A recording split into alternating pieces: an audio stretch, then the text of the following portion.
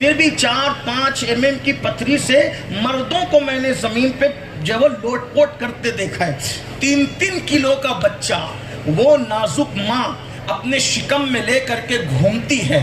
پتھری گردے کے اندر گھوم نہیں سکتی، لیکن ماں اپنے اس گھومنے والے بچے کو 9 مہینے تک اس بوجھ کو اٹھاتی ہے، اور جب اس بوجھ سے وہ سبکدوش ہونا چاہتی ہے تو ہر سیکنڈ کبھی وہ موت کے منہ میں جاتی ہے، کبھی موت کے منہ سے باہر نکلتی ہے. اگر آپ کو اس کا احساس کرنا ہے تو کر لیں. ایک ماں 9 مہینے تک بچے کو پیٹ میں رکھتی ہے.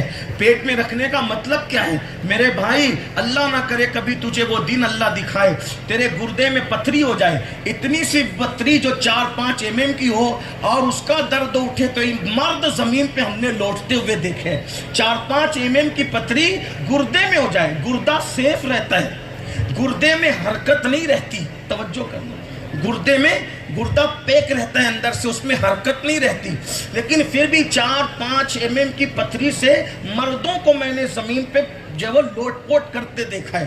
3-3 کلو کا بچہ وہ نازک ماں اپنے شکم میں لے کر کے گھومتی ہے. پتھری گردے کے اندر گھوم نہیں سکتی، لیکن ماں اپنے اس گھومنے والے بچے کو 9 مہینے تک اس بوجھ کو اٹھاتی ہے، اور جب اس بوجھ سے وہ سبکدوش ہونا چاہتی ہے تو ہر سیکنڈ کبھی وہ موت کے منہ میں جاتی ہے، کبھی موت کے منہ سے باہر نکلتی ہے. ہر آنے والا جھٹکا اس کو موت سے قریب کرتا ہے، موت کے منہ سے باہر نکالتا ہے. یعنی درجنوں مرتبہ وہ موت کے منہ میں جا کر باہر آتی ہے، تب کوئی بچہ دنیا میں مسکراتے ہوئے حاضر ہوتا ہے. ان ماں کو غلاموں اور کنیزوں کی طرح رکھنے والوں لوگ مشاعرے میں، جلسے میں اور قوالیوں کی محفل میں نعت خانوں پہ، مقرروں پہ، پیروں پر تو پیسے لٹاتے ہیں. میں ابھی اس پہ کچھ ٹپنی نہیں کر رہا ہوں، لیکن اتنا ضرور کہوں گا، کسی نچنیے پر، کسی گویے پر، یا وہ شخص جس کا تیرا دل سے کوئی تعلق نہیں ہے، اسے تیری دولت ہی سے پیار ہے، اس پر تو لٹاتا ہے. کیا کبھی ایسے ماں پہ بھی لٹا ہے؟ ایسے باپ پہ بھی لٹا ہے؟ مسجد بنانے سے زیادہ ثواب، مدرسہ بنانے سے زیادہ ثواب، حج پہ خرچ کرنے سے زیادہ ثواب، عمرہ پہ خرچ کرنے سے زیادہ ثواب، کسی کو صدقہ دینے سے زیادہ ثواب. اگر سب سے زیادہ ثواب کہیں خرچہ کرنے پہ ملتا ہے، پہلے نمبر پہ تمہارے ماں باپ ہے. ماں باپ پہ خرچ کرنے سے زیادہ کسی میں ثواب نہیں ملتا. اگر تم یہ خواب دیکھ رہے ہو مسجد بنا لوں گا، بنا لو مسجد. اگر ماں باپ ناراض ہے، مسجد بنانا تیرے کچھ کام نہیں آئے گا. میرے بھائی، ماں باپ ناراض ہے تو اللہ کے رسول فرماتے ہیں شہید ہونا بھی تیرے کام نہ آئے گا. شہید ہو کر بھی وہ جنت میں نہیں جائے گا جس کے ماں باپ اس سے ناراض ہے، مگر چونکہ ہوا شہید ہے اس لیے جہنم میں بھی نہیں جائے گا. جنت اور جہنم کے درمیان ایک مقام ہے جس کو آراف کہا جاتا ہے، وہاں رکھا جائے گا. یہ حدیث علامہ سید نعیم الدین مراد آبادی نے خزائن العرفان میں لکھی ہے. اور اللہ رب العزت اس کے ماں باپ کو جب تک راضی نہیں کر لے گا، شہید کے لیے جنت کے دروازے نہیں کھلیں. آپ سے پوچھتا ہوں، جب شہید ہو اللہ کے لیے مر کے بھی جسے جنت نہ ملے، توجہ، اللہ کے لیے مر کے بھی جسے جنت نہ ملے، وہ ماں باپ کا نافرمان بیٹا ہے. اب بتائیں، جب اللہ کے لیے مر کے بھی جنت کے دروازے بند رہتے ہیں جس سے ماں باپ ناراض ہیں، تو جو ماں باپ کی خوشی کے بغیر بھاگ بھاگ کے شادیاں کر رہے ہیں، وہ بیٹیاں، وہ بیٹے، انہیں خوشیاں کیسے نصیب ہوگی؟ بتائیں. اللہ کے لیے مر جاؤ تو خوشی نصیب نہیں ہو رہی ہے، صرف ماں باپ کی ناراضگی کی وجہ سے.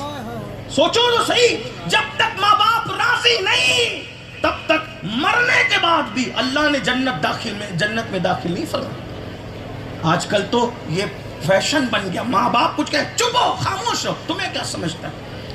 ماں باپ دوا کے پیسے طلب کریں تو کہتے سب تم پہ ہی لٹا دے، تم پہ ہی خرچ کر دے، ہم اپنے لیے کیا رکھیں. میں نے کہا ایک بات بتاؤں، سب سے پوتر، پاکیزہ اور چنندہ پیسہ اللہ کے نزدیک وہ جو ہوتا ہے اسی کو اللہ ماں باپ پہ خرچ کرنے کی توفیق عطا کرے. باتیں بہت کہنے کی ہے لیکن اینڈ کرتے ہوئے غرض کروں، توجہ کرنا. نمازی، حاجی، زکوٰۃ دینے والے، عمرہ کرنے والے، صدقہ کرنے والے ساری دنیا میں سب لوگ حضور سے دعا کرواتے، حضور آپ دعا کریں، آپ دعا کریں، آپ دعا کریں.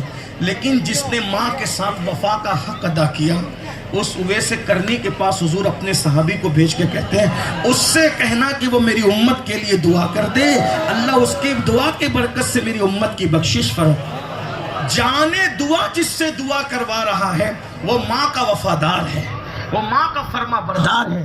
آپ بتائیں ہم نے کیا کیا ہے؟ اللہ اکبر. ماں باپ کو ستایا، ماں باپ کو اذیت پہنچائی، ماں باپ کو تکلیف پہنچائی. ماں باپ سے بات کرنے کا طریقہ سیدی اعلیٰ حضرت امام احمد رضا محدث بریلوی فتاوی رضویہ شریف میں لکھتے ہیں کہ جب اپنے ماں باپ سے بات کرو تو یوں ہی مت شروع ہو جاؤ، بلکہ کہو پہلے اجازت لو، ہم تم سے بات کر سکتے ہیں؟